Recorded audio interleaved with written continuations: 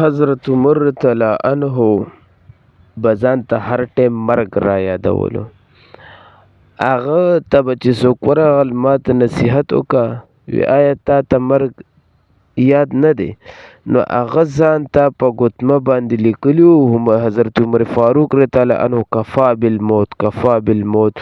یو انسان ګناه کوي ځان ته د مرګ را یاد کي. یو انسان وایي چې ما ته د څوک نصیحت وکړي ټول نه کامل نصیحت دا چې دی ځان ته مرګ را یاد کي. ده نه به هېڅکله یو غلطي ونه شي یو ګناه به ونه شي دی به یو خطا ونه کړي.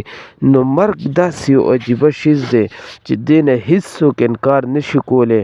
کفار د یو شیز نه انکار کوي، یهود د ډېر شیزونو نه انکار کوي، څوک د قرآن نه انکار کوي، څوک د حدیثو نه انکار کوي، څوک د دین د کمې شعبې نه انکار کوي، خو د مرګ نه یو سړی انکار هم نشي کولی. کل نفس ذائقة الموت ثم الینا ترجعون. هر یو کس به د مرګ ذایقه څکي او هغه به زمونږ طرف ته خامخا راځي. نو الله رب العزت فرمای اعلموا انما الحیاة الدنیا لعب ولهو وزینة وتفاخر بینکم. ځان پوه کوي دا د دنیا زینت دی، دا ظاهري او هسې د دروغو زینت دی. دنیا زندگی وی لوبې ټوکې دي. اعلمو یې ویلی دی، اعرفو یې نه دی ویلی چې ځان خبر کوي معلومات حاصل کوي، بلکې اعلمو د دې دپاره راځي چې دا خبره زړه ته کوز کوي چې دنیا زندگی دا لوبې ټوکې دي. لکه ماشومان هغه ګوډاګي جوړ کړي او هغه چې کوم دی بیا وران کړي هغه ختم شي.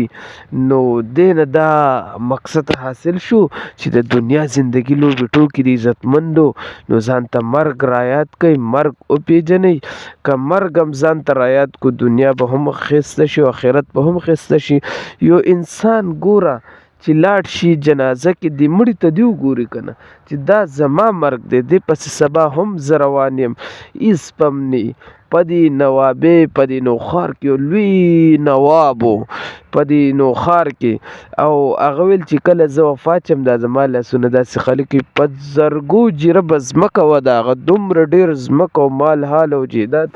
هغه ویل چې زه وفات شم دا زما لاسونه داسې خالي وکړئ، خلکو ته به د کالبوت نه خالي ښایي، زما کټ نه به خلکو ته لاسونه داسې کولو ښایي چې خلک وویني. څه دپاره؟ دې مقصد دپاره چې وګورې څومره لوی خان و، څومره مال دولت خاوند و او څه لاړو خالي لاس دې دنیا نه روان دی. نو مرګ ځان ته را یاد کوي، مرګ ځان ته را یاد کوي، زندگی ښایسته کوي. الله رب العزت په دنیا کې هم کامیاب کړي، آخرت کې هم کامیاب کړي. کله چې ستا مخې ته مرګ موجود وي چې زه به سبا مرم، د دنیا به څه خواهش وي، څه زینت وي او د دنیا به څه چهل پهل وي.